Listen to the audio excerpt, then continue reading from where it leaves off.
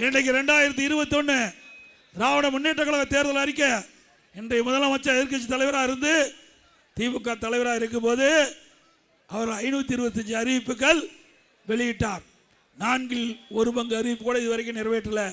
முக்கியமான அறிவிப்புகள் சிலவற்றை இந்த நேரத்தில் உங்களுடைய கவனத்துக்கு கொண்டாடுறேன். இன்றைக்கு நம்முடைய மாணவ செல்வங்கள் கல்வி கற்பதற்கு வங்கியில் கல்வி கடன் பெற்றாங்க, ரத்து பண்ணாங்களா? கொடுக்கப்பட்ட வாக்குறுதி நிறைவேற்றினாங்களா? மாதந்தோறும் கேஸ் சிலிண்டருக்கு 100 ரூபா மானியம் கொடுக்கலாம், கொடுத்தாங்களா? பெட்ரோல் டீசல் குறைக்கிறாங்களா, குறைச்சாங்களா? நல்லா சத்தமா சொல்லுங்க, ஸ்டாலின் காது கேட்குது. நீட் தேர்வு ரத்துனாங்களா, ரத்து பண்ணாங்களா? ரகசியம் இருக்குன்னு சொன்னாங்க, ரகசியத்தை வெளிப்படுத்தினாங்களா? அப்படியெல்லாம் ஏமாற்று வேலை தானே. புதுசா நூற்றுக்கணக்கான அறிவிப்பை வெளியிட்டார்.